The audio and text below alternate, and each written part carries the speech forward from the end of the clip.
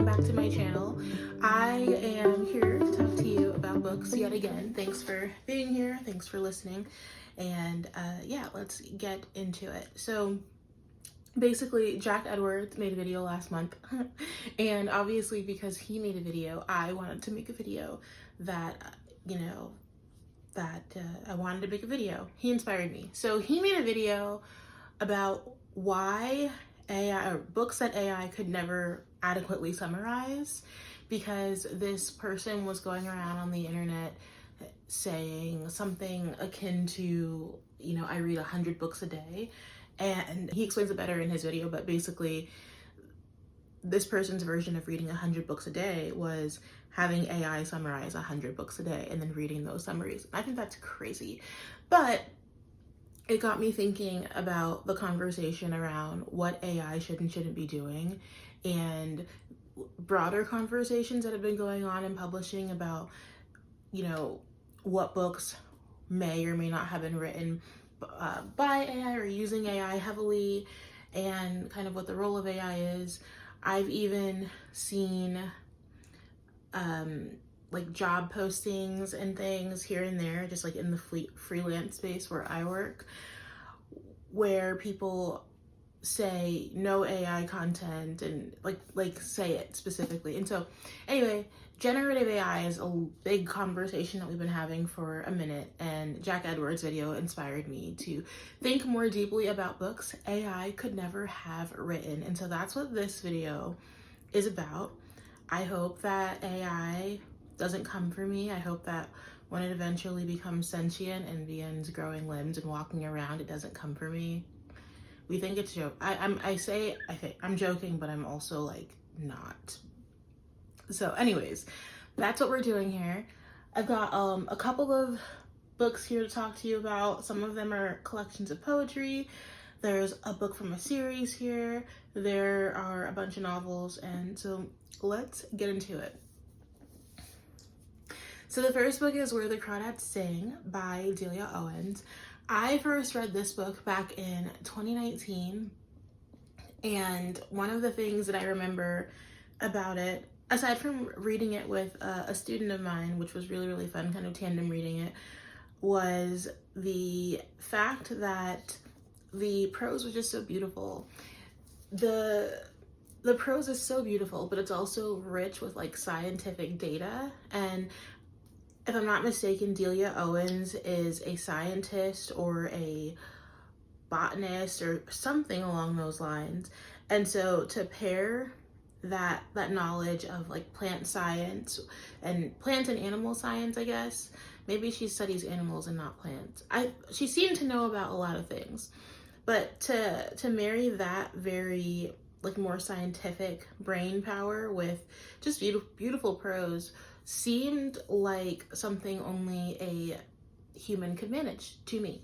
So this book is about how this girl, they call the Marsh Girl, in this town in North Carolina in the 60s, kind of gets mixed up with this guy, and he dies and people think it's her. And so a lot of this takes place, like you get multiple timelines. You get her as a kid and her whole kind of upbringing and what happened with her siblings and what happened with her mom, and it just gives you an understanding of like who she is as a person and how she ended up being, how she is today, her lack of education, but how is she so smart? Like there's just so many things, and the people in town don't like her because she's different. And so just the story, I don't know, the story is just really, really beautiful and really just a fulfilling read, like from start to finish.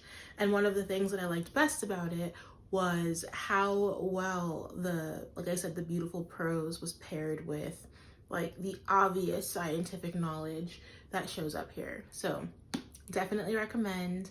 And AI could never. I feel like, should I say whether AI could never? Well, we're doing this because AI could never. AI could never. Okay. The second book is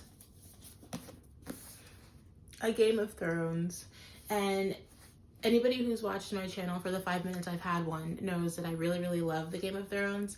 There is just something, there's like a swell in the level of world building that's happening here. How do I summarize this book? Because I'm gonna just kind of look at the back because I have too many books in my head to try and summarize this adequately. So basically, there is this time long ago and the seasons, the summers, and you know the plot of Game of Thrones, right? You know the plot of Game of Thrones. What I really like is that in this particular like epic fantasy, it's so engaging. Like I feel like I can get all of the world building I need and still be really, really locked into the plot at the same time. And for anybody who reads epic fantasy, you can understand why it's sometimes a challenge to hang on to one or the other as the reader, because there's so much information that the writer needs you to have. And I'm not knocking that. I do need the information, but I think that Game of Thrones just does this really, really well for me. I have found it digestible. I have found it challenging in a like cognitive way enough to like keep me focused. Like it's striking a delicate balance, but it's a really, really good read. I have not watched the show because I'm delicate and I can't watch people get chopped up and heads roll and things like that. That's just me. But this specifically has been just such an enjoyable experience. So yes, read Game of Thrones. Even if you watched it, try reading it. From what I understand, there's different things happening. And obviously that makes sense because in every read versus watch experience, it's going to be just a little bit different. So, okay, what do we have next? Oh, next we have, which one do we want to do? Okay. Normal People by Sally Rooney. This was the first Sally Rooney book I ever read. I read it in probably like 2022 or 23. I don't know why it matters when I read it, but I think that books hit differently at very specific times in your life. And at the time that I was reading this, I was trying to understand better how I show up in relationships and what relationships look like for me in terms of like, I don't know how to explain it properly, but basically I was trying to understand who I am in relation to other people, especially romantically. And I didn't know that this would help me understand all of that, because something that Sally Rooney does really well is write about very, very complex relationship dynamics and how no relationship looks just one way, and even relationships that are quote unquote typical have this variability because you're working with slash dealing with very, very different people every time you get into a new relationship. Even if it's like the same archetype of a person, it's a different experience nonetheless. And for me, reading this helped me understand my high school self. It helped me understand my like young adult self, and it I don't know, it helps me understand kind of who I am right now. I feel like if I read this again, being that it's been 3-4 years, I think I'd have an entirely new experience, which is the case when you're reading, so at different periods in your life. Normal People is about, it's all, I should have said, but Where the Crawdads Sing and Normal People are also have also been adapted to TV. So everything I've mentioned so far has been adapted to TV. But so this book, so Connell and Marianne pretend not to know each other at school. He's popular and she is lonely and private, but there's an interesting thing going on here because Marianne's mother employs Connell's mother. Connell's mother is a maid in Marianne's house, and so their lives at school and at home are kind of flipped because of the level of like privilege each of them has in the different spaces that they operate. And later they develop a connection, and then later they end up at the same college in Dublin, and there is this relationship to contend with, and the relationship of the relationships of people around them as well. And it's complicated, and it's weird, and it's messy, and it feels like what real life and real love feels like, and everybody should read it. It's also beautifully written. It's beautifully written. Okay, next we have On Earth We're Briefly Gorgeous by Ocean Vuong. And this is an epistolary novel about a boy who is just telling his mother about himself, telling his mother who he is and how he sees the world, and kind of just going through those motions. It is complex. Let me see if I can better explain this. The mom who he's writing to is illiterate, and so that is something important. It takes place in Hartford, Connecticut. It's about Vietnamese refugees. It's about bearing witness, but also maybe not bearing witness fully, because again, there is a disconnect here, because his mother presumably won't ever be able to read what he's written. And so there's a level of honesty that can live here and thrive here, because, you know, if there are any poets out here who have written epistolary poems, like, you're writing with the freedom that you'll likely not give this to the person you're writing to. And so having that foresight gives you the ability to just say things maybe you wouldn't say. And so I think that Little Dog, who's the protagonist in this novel, is given that permission, and what comes out of it is just rich and beautiful and really, really devastating and heartwarming. And again, just like kind of Sally Rooney and what I was talking about there, very real. I think that very real. Sally Rooney and Ocean Vuong are, when I think about writers who I think about from a very, very similar frame of mind. And I don't think that any sort of mechanism, any sort of man-made thing could produce such rich bodies of work such as they have. And so, yeah, I could talk about Ocean Vuong all day. I'll move on. The next, I have a couple more novels. Okay, let's do this one. So this one's kind of a weird one, and I've talked about it before, but this is Reinhardt's Garden. Reinhardt's Garden is, I'm not entirely sure how to describe it, if I'm being completely honest, because here we go. I have a description from Goodreads. At the turn of the 20th century, as he composes a treatise on melancholy, Jakov Reinhardt sets off from his small Croatian village in search of his hero and unwitting mentor, Emiliano Gomez Carrasquilla, who is rumored to have disappeared into the South American jungle. Not lost, mind you, but retired.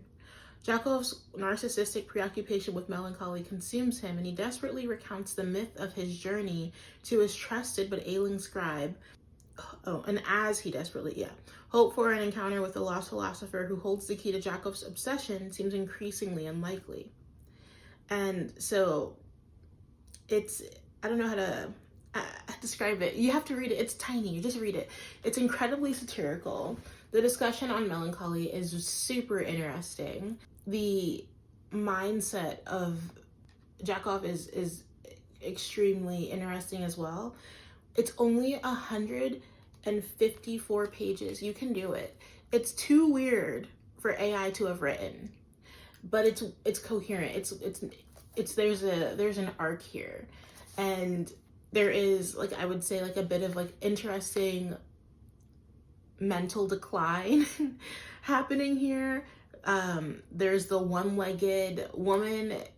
Is it in this one? I think the one-legged woman is in this one as well. Mark Haber wrote another book as well that I might be confusing, but it's just weird. It's just weird. It's interesting. It's fun, and it's short. And AI could never, could never. Okay. After the Winter by Guadalupe Natel. This one is about multiple people. I would say that it's kind of like okay, it's a picture about how everybody's kind of connected. And so you have people living in different cities and different countries, and there is like a thread that connects most of their lives to each other's. And there is a sad love situation happening. Sad meaning confusing, and also sad. But I don't know how to properly talk about this one, because it's just, you can't. Everybody should read After the Winter. I'm gonna say everybody should read every book I bring up, but it's just really, really good, and you should read it. And I think that if I were to reread it right now, I would love it just as much as I did a few years ago, but for many different reasons, likely. But the prose here is just like succulent, and the characters are deep, and it's less about the destination and it's more about how they grow. And those are the kinds of stories I like to read. So if you like those kinds of stories too, you should pick up After the Winter. You should do it. Do it now. No, you should do it at a local bookstore. Okay, what else do we have? Let me see. I have a little poetry for you. This is Morgan Parker's Magical Negro. I love this book. I think the first reason that AI couldn't write this is because the AI I've experienced, at least, or maybe it's just my specific set of prompts and things, but the AI that interacts with me is too ethical to feel as though it could write Magical Negro, or to feel as though to try and write Magical Negro. I hope. That's I don't know. Bear with me. I'm super tired. It stormed all night in Houston last night, and my dogs barked all night. And if you can't tell, I'm just like, oof. Okay. So, Magical Negro. So it is an archive of Black everydayness, a catalog of contemporary folk heroes, an ethnography of ancestral grief, an inventory of figureheads, idioms, and customs. These American poems are both elegy and jive, joke and declaration, songs of congregation and self-conception. These poems connect themes of loneliness, displacement, grief, ancestral trauma, and objectification, while exploring and troubling tropes of stereotypes of Black Americans. Blending depictions of Black womanhood with personal narratives, the collection tackles interior and exterior politics of both the body and society, of both the individual and collective experience. In Magical Negro, Parker creates a space of witness, of airing grievances, of pointing out patterns. In these poems are living documents, pleas, latent traumas, inside jokes, and unspoken anxieties, situated as firmly in the past as in the present, timeless Black melancholies and triumphs. I think that is the perfect summary. I have so many favorites in here. I love Magical Negro number 3, The Strong Black Woman. I love Magical Negro number 1, Jesus Christ. There are so many in here that are just so good. And like reading this from a place of like, how do you say this? It's like, I understand her experience is not the same as my experience. Like Morgan Parker and I we're not the same person. We don't have the same parents. We're not from the same city. None of that. But there's something so present about the way that she talks about her experience, because I don't know, it's just so specifically relatable. Something that poets do very, very well is taking an experience that's so completely their own and tossing it out into the ether and being like, and then somebody else coming from the other end and being able to catch that experience and say, yeah, same, friend. Same. different characters, same story. And yeah, it's just done so well here. It's funny, it's sad, it's like it's like angering, like, you know, like it's, I don't know, it was really good for me. I felt like I related to it really well. And even if I didn't, it's just beautiful, beautiful, beautiful work. So you should check it out. Okay. My last collection of poetry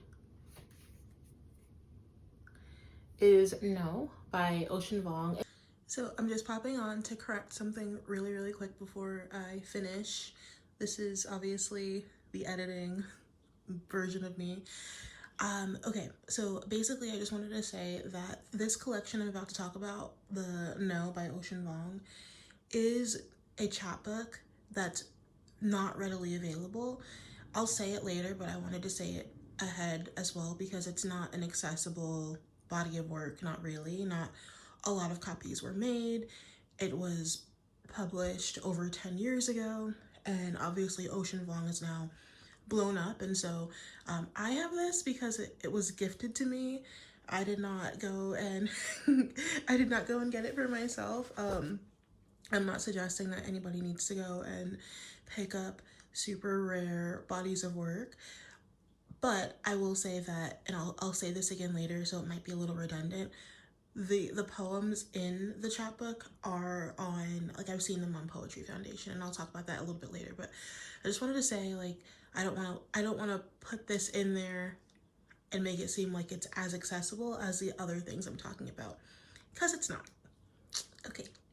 And this is just a little chapbook. This is a little chapbook. Let's see. Oh, it's from 2013. So I'm going to read to you a little note from Jericho Brown. Almost all of the titles in this beautiful little book bleed into the poems that follow them. So goes Ocean Vuong's way of piercing at his subconscious until we are aware of it as part of our collective unconscious. What this poet sees on the street, in a blizzard, or even while studying an apple reminds me of those dreams we have in common, dreams in which we are falling but never touch ground, dreams in which we are naked in the presence of men suited for our ruin. And I feel like Jericho Brown said immaculately what I was trying to say about the other collection of poetry, which is that, you know, there is, I don't want to say it again, but there is this connective tissue that I believe poets specifically weave together between different people just by observing, like, what is potentially mundane to all of us, you know? And it's done really beautifully here. There is, let me tell you what my favorite poem is in here. So what I'll say about No, and this is a quick disclaimer, like, this book is not super easily available, but a lot of the poems in here are available on Poetry Foundation. And so I am just going to tell you the ones that I think you should read, or the ones that I had favorites of. Okay. Torso of Air, Because of Summer, Homewrecker, Eurydice, Anaphora as Coping Mechanism, Devotion. And so if I were you, and the one that Jericho Brown mentioned as well, and then The Blizzard. If I were you, I would just go and flip through a couple of these on Poetry Foundation. It was a really good time. Okay, and the last one I'm gonna mention is Frankenstein by Mary Shelley. We all know this story. We might not know this story though, because when people read this for the first time, they usually think that Frankenstein is the name of the monster. It's not. So I think that everybody should take a look at it. It's a really, really fun ghost story. It's an old ghost story, and it is very, very digestible. Very, very digestible. I don't know. It's just a really good time. And if you haven't read Frankenstein, like, why haven't you read it? It's the perfect time. We still have a week left of October, I think. Couple days left of October. You should read Frankenstein. Also, Inklings, which is Jack Edwards' book club, this is their pick for mid-October to mid-November. And so if you haven't picked up Frankenstein, now is a good time to read with the community. And I'm reading it right now again, and I've read it a couple times and I've really enjoyed it. And so I think you should read it too. Okay, so those are all of the books that I think you should give a try, and all of the books that I don't think AI could have the capacity to write, even if it tried really, really, really, really hard. I don't think it could write it. Again, AI, don't come for me in the future when you become sentient. I'm just, hey, I'm just here. But that's it, guys. Thanks so much for staying till the end. I'm looking forward to hearing some of your feedback and some of your comments on books that you think AI either couldn't write or couldn't adequately summarize. And I'm excited to kind of continue in that conversation. I think that's it. Thanks for hanging out. Thanks for sticking with me. And I'll see you next week for likely a TBR thing. Yeah, reading wrap up TBR. Okay, I'm tired. I'm gonna get off of this thing now. Thanks. See you in the next one.